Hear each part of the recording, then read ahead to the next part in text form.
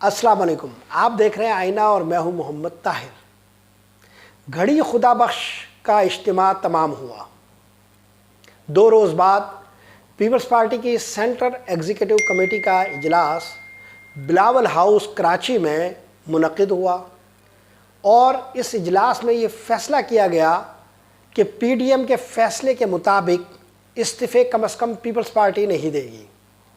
Peoples party کی سی committee نے استعفوں کو سابق وزیر اعظم نواز شریف اور نواز لیگ کے سربراہ کی وطن واپسی سے مشروط کر دیا۔ سی نے کہا کہ اگر نواز شریف پاکستان آتے ہیں اور وہ حزب اختلاف کے اس اتحاد کی قیادت کرتے ہیں تو پیپلز پارٹی استعفے دینے پر غور کرے گی۔ ان 2 واقعات کے درمیان پاکستان کی سیاسی و صحافتی ثقافت کے مختلف رنگ میں آج زیر بحث لانا چاہتا ہوں۔ گھڑی خدا بخش کے اجتماع میں محترمہ مریم نواز صاحبہ نے کیا گفتگو فرمائی کہ آسمان سر پر اٹھا لیا گیا۔ کچھ راتب خوروں نے، کچھ کالم نگاروں نے اور کچھ تجزیہ کاروں نے مریم نواز کی تقریر پر ایسا طوفان اٹھایا کہ گویا یہ گزشتہ 2-3 دہائیوں کا سب سے بڑا واقعہ ہو۔ بڑے مزے کے تبصرے ہوئے۔ اگر حافظے پہ زور ڈالیں تو کسی نے کہا کہ مریم نواز صاحبہ نے اپنی زندگی کی سب سے بڑی اننگ یہاں کھیلی ہے۔ کسی نے کہا کہ پیپلز پارٹی کے پورے اجتماع کو ایک طرح سے مریم نواز نے ہائی جیک کر لیا۔ تمام تبصرے محترمہ مریم نواز صاحبہ کی تقریر کے متعلق ہوئے۔ اس تقریر پر میں آگے تبصرہ کروں گا، مگر آپ دیکھیے کہ بلاول بھٹو کے جس شو کو ایک طرح سے ہائی جیک کرنے کی بات ہوئی، 2 دن بعد پیپلز پارٹی کی سی کمیٹی نے ایک بنیادی فیصلہ کیا اور نواز لیگ کی سیاست پوری کی پوری داؤ پر لگا دی۔ نواز لیگ استعفے مہم کے ذریعے جس تحریک کو کنارے پر لے کر جانا چاہ رہی تھی اور عمران خان کی حکومت کو آخری جھٹکا دینا چاہتی تھی، اب اس پوری تحریک جو اس کا انحصار ہی استعفوں پر تھا، اس غبارے سے پیپلز پارٹی نے ہوا ہی نکال دی۔ سب سے پرلطف تبصرہ ایک بڑے تجزیہ کار کا تھا، ایک انگریزی اخبار کے ایڈیٹر، اور پاکستان میں مختلف سیاسی ذمہ داریاں بھی وہ سنبھالتے رہے ہیں، نواز لیگ کے ان دنوں بہت قریب سمجھے جاتے ہیں۔ انہوں نے ایک ٹویٹ کیا اور لکھا کہ بے نظیر کی جو مشل تھی وہ محترمہ مریم نواز صاحبہ نے گھڑی خدا بخش میں اٹھا لی۔ یہ بے نظیر کی مشل کیا ہے، اس پر میں آگے گفتگو کروں گا، لیکن یہ جن صاحب کا تجزیہ تھا، یہ وہ صاحب ہے جو پیپلز پارٹی کے مختلف اسکینڈل سامنے لاتے رہے، پھر پیپلز پارٹی سے قربت پیدا کی۔ سابق وزیر اعظم نواز شریف کے گزشتہ سے پیوستہ دور حکومت میں، جب ان کی حکومت 12 اکتوبر 1999 کو ختم کی گئی، اس دورانیے میں یہ وہی صاحب تھے جن کے خلاف نواز شریف کی حکومت نے چھاپے مارے ان کی گرفتاری کے لیے۔ انہوں نے نواز شریف کی مختلف بدعنوانیوں کی کہانیاں چھاپی تھی، جس کے باعث نواز حکومت ان کے مخالف ہوئی تھی۔ پھر نہ جانے بیچ میں کیا ہوا کہ یہ نواز شریف کے بہت زیادہ قریب ہو گئے۔ مجھے اچھی طرح یاد ہے کہ نواز شریف کے گزشتہ اقتدار سے پہلے جب وہ اپنی الیکشن کیمپین لانچ کر رہے تھے تو نواز شریف صاحب نے لاہور میں ایک ماڈل ٹاؤن میں اپنی پرانی قیام گاہ پر ایک پریس کانفرنس کی تھی، جس میں انہوں نے نواز لیگ کا منشور پیش کیا تھا۔ اس تقریب میں خود بھی موجود تھا جب یہ صاحب وہاں اختتام پر تشریف لائے اور پھر نواز شریف کے ساتھ علیحدگی میں ایک ملاقات میں مصروف ہو گئے۔ بعد میں ہمیں یہ معلوم ہوا کہ یہی صاحب پنجاب کے نگراں وزیر اعلیٰ ہونے والے ہیں۔ ایک اور حیرت انگیز بات یہ تھی کہ اس زمانے میں الیکشن کے درمیان ہی تقریباً تمام باخبر لوگوں کو یہ معلوم تھا کہ اگلی حکومت نواز شریف کی آنے والی ہے۔ حیرت انگیز بات یہ تھی کہ اس دور کا نگراں سیٹ اپ پورے کا پورا آصف علی زرداری اور نواز شریف صاحب کی مرضی سے طے ہو رہا تھا۔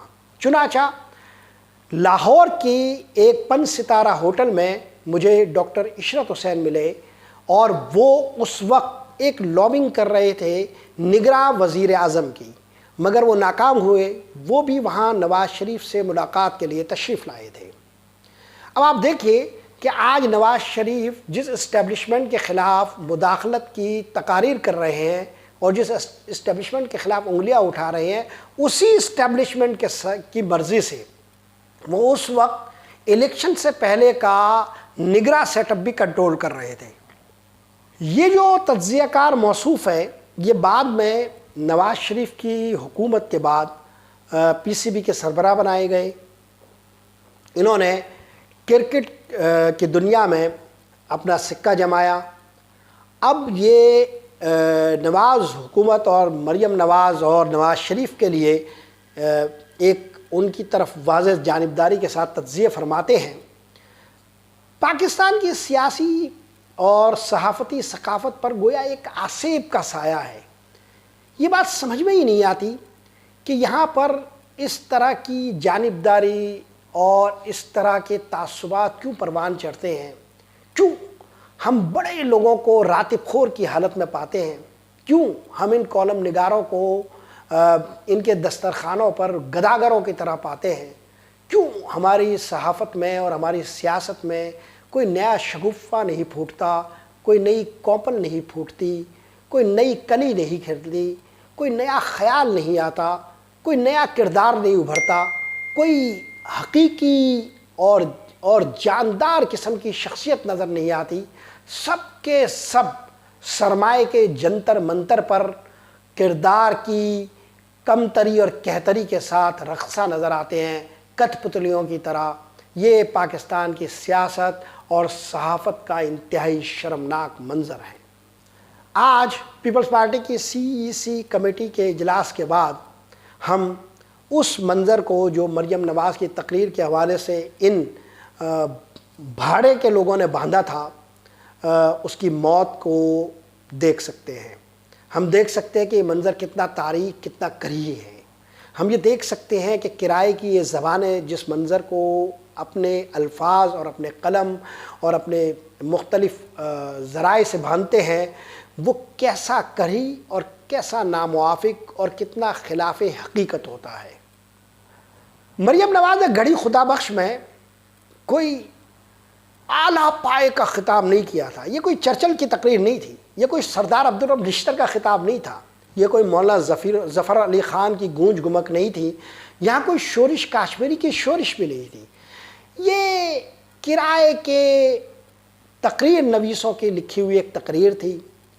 ہم اچھی طرح جانتے ہیں کہ یہ جو کاغذ لے کر کھڑے ہوتے ہیں، اس کے الفاظ پوری طرح بولنے پر بھی یہ قادر نہیں ہوتے۔ یہ الفاظ لکھیں گے کیا؟ جو تقریریں ان کے ہاتھوں سے لکھی نہ جا سکے، جو خیالات ان کے ذہنوں میں پھوٹ نہ سکتے ہوں، وہ اگر کرائے کے تقریر نویسوں کے ہاتھوں لکھے جائیں، اس کی حرمت کیا ہو سکتی ہے؟ رومی فلسفی سینیکا نے خطابت کو ذہن کا آئینہ کہا تھا، مگر شام سے غلام بنا کر اٹلی پہنچائے جانے والے پبلیوس سیرس نے خطابت کو روح کا آئینہ کہا تھا۔ انہوں نے کہا تھا کہ speech is the mirror of the soul, as a man speak so he is. خطابت روح کا آئینہ ہے، آدمی وہی بولتا ہے جو وہ ہوتا ہے۔ اسی بر صغیر میں شعلوں کی طرح بھڑکنے اور رات کی طرح کرکنے والے مقررین ہوتے تھے، موضوعات جن کے ہاتھوں میں آبشار کی طرح بہتے تھے۔ ان کی آوازیں اب بھی ہماری سماعتوں میں گونجتی ہیں۔ موضوعات ان کے ہاتھ کی چھڑی اور جیب کی گھڑی ہوتے تھے۔ وہ قلم کے دھنی اور زبان کے غنی تھے، جن کے جملے دریائی لہروں کی مانند رواں رہتے تھے۔ وقت ٹھہر کر اور ہوائیں ان کو رک کر سنتی تھی۔ یہ لوگ بر صغیر پر اپنا نقش اس لیے جما سکے کہ الفاظ ان کے اپنے ذہن کی پیداوار تھے، خیالات ان کے اپنے تھے، اور ان کی سیرت ان کے الفاظ میں پوری طرح نکھرتی تھی۔ شورش کاشمیری نے اپنی ایک کتاب میں لکھا ہے کہ خطابت کی اصل بنیاد خطیب کی سیرت ہے۔ مسئلہ یہ ہے کہ ہمارے یہ سیاسی مقررین جن پر کوثر و تسنیم سے دھلی زبانیں اپنے الفاظ خرچ کرتی ہے، اور یہ اپنے الفاظ سرمائے کے جنتر منتر پر ان کے لیے وارتے ہیں، یہ وہ بیچارے مقررین ہیں جو ایک اچھا شعر بھی ڈھنگ سے نہیں پڑھ سکتے، لکھی ہوئی تقریر بھی درست طور پر پیش نہیں کر سکتے، مگر جیسا کہ ہمارے یہاں کہا جاتا ہے کہ پیر کہاں اڑتا ہے، یہ مرید ہے جو انہیں اڑاتے ہیں۔ کیا کسی کو یہ پتہ ہے کہ جو تقریر گھڑی خدا بخش میں ہوئی ہے اس کے مطابق مقررہ اپنی آئندہ زندگی بسر کرے گی؟ کیا کوئی یہ کہہ سکتا ہے کہ خفیہ بات چیت کے دروازے اب تک نہیں کھلے؟ کیا کوئی یہ کہہ سکتا ہے کہ پیغام رسانی کا سلسلہ جاری نہیں ہے؟ کیا کوئی یہ یقین دلا سکتا ہے کہ اسٹیبلشمنٹ کے خلاف جس جنگ کو چھیڑا گیا ہے وہ اسٹیبلشمنٹ کے ساتھ ہی بات چیت کا دروازہ کھولنے کے لیے نہیں ہے؟ اگر یہ سب کچھ نہیں ہے، اگر اس کا کوئی یقین نہیں دلا سکتا، تو ایسے الفاظ کبھی آبرو نہیں پاتے۔ اب ہم رخ کرتے ہیں ہمارے ممدوح تجزیہ کار کے ان الفاظ کی جانب جس میں وہ کہتے ہیں کہ مریم نواز صاحبہ نے بے نظیر بھٹو کی مشل اٹھا رکھی ہے۔ سوال یہ ہے کہ بے نظیر بھٹو کی آخر مشل ہے کیا جو مریم نواز صاحبہ نے اٹھا لی ہے؟ بے نظیر بھٹو کے سیاسی کردار کے حوالے سے ہم آخر جانتے کیا ہیں؟ بے نظیر بھٹو کی مشل کو سمجھنے کے لیے ذرا بے نظیر کے سے وابستہ تاریخی واقعات پر ایک نگاہ ڈالنی چاہیے، لیکن اس سے پہلے اپنے ذہن کی تہداریوں میں آپ سینٹرل ایگزیکٹو کمیٹی کا جو پیپلز پارٹی کا اجلاس ہے اس کو تازہ رکھیے۔ پیپلز پارٹی کی CSC کمیٹی نے جو فیصلہ کیا ہے، یہ فیصلہ پیپلز پارٹی کے لیے کوئی انوکھا فیصلہ نہیں ہے۔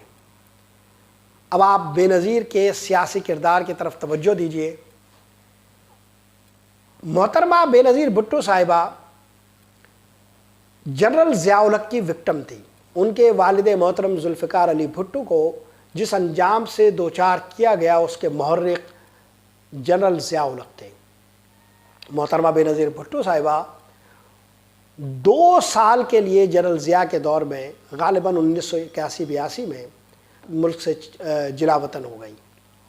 2 سال بعد جب وہ واپس آئی 1984 میں، تو اس کے بعد وہ دراصل پاکستان کی سیاست میں شریک ہونے کے لیے آئی تھی۔ جنرل ضیاء الحق کے پھیلائے ہوئے سیاسی بندوبست میں انہوں نے محمد خان جونیجو وزیر اعظم کے ساتھ بات چیت کا دروازہ کھولا۔ جنرل ضیاء کے طیارے کے حادثے کے بعد جب محترمہ بے نظیر بھٹو صاحبہ وزیر اعظم بنی، پاکستان کی پہلی خاتون وزیر اعظم، تو آپ دیکھیے کہ اس وقت کے 9 کور کمانڈرز میں سے 5 کور کمانڈرز جنرل ضیاء کے معتمد ترین ساتھی تھے۔ اور ملک کا صدر کون تھا؟ ملک کے صدر غلام اسحاق خان تھے، اور غلام اسحاق خان کے متعلق بے نظیر کی سب سے معتمد ترین غیر ملکی صحافی خاتون کرسٹینا لیمب لکھتی ہے کہ وزیر اعظم کے طور پر جب محترمہ بے نظیر بھٹو نے منصب سنبھالا تو غلام اسحاق خان وہی شخص تھے جنہوں نے سیکریٹری دفاع کے طور پر جا کر جنرل ضیاء الحق کو یہ بتایا تھا کہ ذوالفقار علی بھٹو نے برطرف کرنے والے ہیں۔ گویا بے نظیر بھٹو صاحبہ نے اپنے اقتدار کے لیے ان تمام کرداروں کے ساتھ نباہ کیا، ان کے ساتھ شراکت اقتدار کی جو ان کے ازلی دشمن تھے۔ یہ تو ایک پہلو ہے۔ آپ خود محترمہ بے نظیر بھٹو صاحبہ کی کتاب ریکنسلیشن کا مطالعہ کریں۔ یہ کتاب جو میرے ہاتھوں میں ہے محترمہ بے نظیر بھٹو صاحبہ کی وہ کتاب ہے جس کا مسودہ لے کر وہ اپنی پرویز مشرف کے دور میں جلاوطنی کاٹ کر کراچی ایئرپورٹ پر اتری تھی۔ واضح رہنا چاہیے کہ ہم محترمہ بے نظیر کی اس کتاب کا مطالعہ کرتے ہوئے دراصل اس مشل کو سمجھنے کی کوشش کر رہے ہیں جو مریم نواز صاحبہ کے ہاتھوں میں تھمائی گئی ہے۔ مجھے اپنے محدود مطالعے میں مختلف سیاسی کتابوں میں کوئی ایک ایسی کتاب یاد نہیں ہے جس میں اتنی ساری غلط باتیں صرف ایک کتاب میں لکھی گئی ہوں۔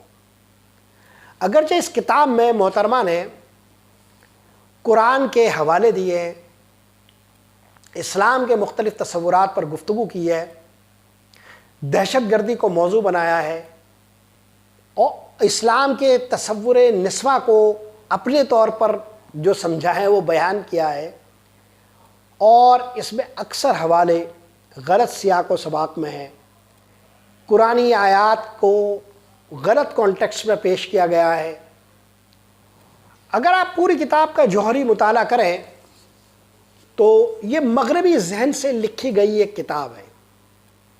محترمہ بے نظیر بھٹو صاحبہ نے کتاب کے پہلے باب میں دی پاتھ بیک میں 11 ستمبر کے حملوں کو کروسیڈ لکھا ہے۔ یہ وہی ٹرم ہے جو امریکی صدر بش نے افغانستان پر انویژن کرتے ہوئے کوئن کی تھی۔ آپ جانتے ہی ہیں کہ سابق امریکی صدر بش ایک ایوانجیلکن کٹر یعنی جو عیسائی فرقے سے تعلق رکھتے تھے، اور انہوں نے یہ ٹرم یوز کی جس کے بعد بہت زیادہ دنیا بھر میں ان پر تنقید ہوئی۔ پھر انہوں نے اس آپریشن کا نام آپریشن لامتناہی انصاف رکھ دیا تھا۔ محترمہ نے اسی اصطلاح کی جگالی کی اور یہ سمجھنے کی بھی ضرورت محسوس نہیں کی کہ وہ امریکی صدر جو اس ٹرم کو واپس لے لیتے ہیں تنقید کی بنیاد پر، اسے یہ استعمال کر رہی ہے۔ محترمہ نے عالم اسلام کے اکابر رہنماؤں علماء کرام کو غلط کانٹیکسٹ میں اپنی کتاب میں پیش کیا ہے۔ اگر آپ کتاب کے دوسرے باب کا مطالعہ کریں دی بیٹل ود ان اسلام، تو اس میں محترمہ امام ابن تیمیہ علیہ رحمہ، مولانا ابوالعلا مودودی اور سید قطب شہید اللہ تعالیٰ ان کی قبروں کو بقعہ نور بنائے، روشنیوں سے بھر دے، ان کی کتابوں کے ان کو غلط کانٹیکسٹ میں پیش کیا ہے، ان کی تشریحات کو اپنی منمانی تعبیر کے ساتھ بیان کیا ہے۔ پھر انہوں نے مولانا مودودی کے حوالے سے تو یہ تک کہا کہ وہ ضیاء الحق کے روحانی باپ تھے۔ پھر انہوں نے یہ غلط بات مولانا مودودی سے منسوب کی کہ انہوں نے قائد اعظم کو کافر کہا تھا، حالانکہ مولانا مودودی نے نہیں کہا تھا۔ یہ مولوی مظہر علی اظہر ایک صاحب تھے، اہل تشیع عالم تھے، انہوں نے کہا تھا، اور اس پر عطا اللہ شاہ بخاری بہت زیادہ برانگیختہ ہوئے تھے۔ جس وقت مولوی مظہر علی اظہر نے قائد اعظم کو کافر کہا تھا، یہ ان کی نظم کا اصل میں ایک مصرع تھا کہ یہ قائد اعظم ہے کہ کافر ہیں کا کافر اعظم۔ اس پر عطا اللہ شاہ بخاری ان دنوں غالباً کشمیر کے دورے پر تھے، وہ واپس آئے اور انہوں نے ایک جلسے میں اس پر معافی مانگی تھی اور مولوی مظہر علی اظہر کے خلاف انتہائی ان کی سخت گوشمالی کی تھی۔ تو بہرحال وہ مولانا مودودی نہیں تھے۔ اگر آپ اس پوری کتاب کا مطالعہ کریں، ٹیررزم کے حوالے سے انہوں نے جو لکھا ہے وہ خالص مغربی نقطۂ نظر ہیں۔ یہ ساری باتیں ہمیں حسین حقانی کی کتاب میں بھی نظر آتی ہے، اور اسلام کی جو انہوں نے تشریحات کی ہے زیادہ بہتر ہوتا کہ وہ جاوید احمد غامدی صاحب کو کرنے دیتے۔ ایک جگہ محترمہ بے نظیر بھٹو صاحبہ نے حضرت خدیجۃ الکبریٰ کا رضی اللہ تعالیٰ عنہا کا ذکر کیا ہے اور اپنا موازنہ کر دیا ہے ان کے ساتھ کہ حضرت خدیجۃ الکبریٰ بھی ایک بزنس وومن تھی اور میں نے بھی یونیورسٹی سے فارغ ہونے کے بعد پوری زندگی کام ہی کیا ہے۔ پتہ نہیں محترمہ بے نظیر بھٹو صاحبہ اس کتاب میں کیا کہنا چاہ رہی تھی۔ پھر آپ آگے بڑھیں، ان کے مختلف ذاتی جو رجحانات ہیں اس کا ایک فرقہ وارانہ رنگ بھی آپ کو اس کے دوسرے باب میں نظر آئے گا، لیکن میں اس کو موضوع نہیں بنانا چاہتا، وہ آپ خود پڑھیں۔ یہ بے نظیر صاحبہ کی مشل ہے۔ اچھا، اسی دوسرے چیپٹر میں آپ کو بہت سارے ایسی چیزیں نظر آئیں گی جس سے آپ بطور مسلمان اپنے معاشرے میں ناواقف ہیں، مغربی لوگ اس کا ذکر کرتے ہیں اور وہ اس کتاب میں موجود ہیں۔ میں حیران ہوں کہ یہ سیاستدان جو اس معاشرے میں وزارت عظمیٰ کے منصب سنبھالتے ہیں یا رہتے ہیں، ان کو پاکستانی معاشرے کے بارے میں کچھ پتہ نہیں ہے۔ بہرحال میں جو اصل بات کرنا چاہ رہا ہوں وہ اس کتاب کا چوتھا باب ہے، دی کیس آف پاکستان کے عنوان سے یہ لکھا گیا ہے۔ محترمہ اس میں کیا کہتی ہے؟ آپ بے نظیر بھٹو صاحبہ کی ذرا مشن سمجھیے جو مریم نواز کے ہاتھوں میں تھمائی گئی ہے، اور پھر سی سی کمیٹی نے جو فیصلہ کیا ہے وہ بھی آپ اپنے ذہن میں تازہ رکھیے۔ محترمہ کے اس کتاب کے چوتھے باب سے ہمیں پتہ چلتا ہے کہ پیپلز پارٹی جنرل مشرف سے 12 اکتوبر 1999 کے بعد اول دن سے رابطے میں تھے۔ 2002 میں جیل سے زرداری نے بے نظیر بھٹو کو فون کیا جب وہ کیلیفورنیا میں اپنے کسی کزن کے گھر پہ تھی۔ بے نظیر صاحبہ اس کتاب میں لکھتی ہیں کہ ISI کے اعلیٰ ترین افسران اس وقت جیل میں آصف علی زرداری صاحب کے ساتھ بیٹھے ہوئے تھے۔ پھر 2004 میں آپ کے علم میں ہے کہ زرداری صاحب رہا ہو گئے۔ اگست 2006 میں مشرف نے بے نظیر بھٹو کو براہ راست فون کیا۔ بے نظیر نے مشرف سے مذاکرات کیے اور ان مذاکرات سے واشنگٹن اور لندن کو بھی آگاہ رکھا۔ پھر وہ وقت آیا جب محترمہ بے نظیر بھٹو صاحبہ نے جنرل مشرف صاحب سے جنوری 2007 میں ابو ظہبی میں براہ راست 1 to 1 ملاقات کی۔ محترمہ اس ملاقات کو بہت ہی خوشگوار اور طویل ملاقات قرار دیتی ہے۔ جنوری 2007 کی اس ملاقات میں، جسے محترمہ نے اس کتاب میں لکھا ہے کہ لانگ اینڈ کارڈیل، اس ملاقات میں یہ طے ہوا کہ 31 دسمبر تک محترمہ پاکستان آ جائیں گی اور نئے سال کا جشن بلاول ہاؤس میں انوائٹ کرنے پر مشرف صاحب وہاں موجود رہیں گے اور وہاں ان کی ایک اور ملاقات ہوگی اگر وہ ان کو انوائٹ کریں۔ پھر ایک اور ملاقات جولائی 2007 میں مشرف اور بے نظیر صاحبہ کے درمیان ہوتی ہے۔ یہ وہ ملاقات ہے جس سے پہلے 2 اہم ترین واقعات پاکستانی سیاست میں رونما ہوتے ہیں۔ ایک، چیف جسٹس افتخار چودھری معزول کر دیے جاتے ہیں، جس کی تحریک کے ساتھ پھر پیپلز پارٹی وابستہ ہوتی ہے، اس کے باوجود کہ محترمہ نے پہلے اس کے بعد ملاقات کی ہے۔ اور لال مسجد کی المناک شہادت کا واقعہ پیش آتا ہے۔ ان 2 واقعات کے بعد محترمہ سے جنرل پرویز مشرف ایک اور خفیہ ملاقات کرتے ہیں۔ یہ جولائی 2007 کا واقعہ ہے۔ اس کے بعد کیا ہوتا ہے؟ اس کے بعد NRO ہو جاتا ہے۔ لطف کی بات یہ ہے کہ دی کیس آف پاکستان، یہ جو چوتھا باب ہے، اس میں پاکستان کی پوری سیاست اور محترمہ سے وابستہ جتنے واقعات ہیں اس کا انہوں نے احاطہ کیا ہے اس چیپٹر میں۔ میثاق جمہوریت کا محترمہ نے ذکر تک نہیں کیا۔ یہ میثاق جمہوریت نام کی چڑیا تب چہچہاتی ہے جب اپوزیشن کے جلسوں میں انہیں جو ہے وہ ایک طوفان مچانا ہوتا ہے۔ جب وہ یہ کتاب لکھ رہی تھی تو انہیں یاد بھی نہیں رہا کہ وہ 14 مئی 2006 کو ایک دستاویز پر دستخط کر چکی ہے نواز شریف کے ساتھ لندن میں، مگر اس کتاب میں اس کا ذکر تک نہیں ہوا۔ یہ ہے محترمہ بے نظیر بھٹو صاحبہ۔ بے نظیر بھٹو صاحبہ کی المناک شہادت کا جب ذکر ہوگا تو ہماری آنکھیں نمناک ہوں گی۔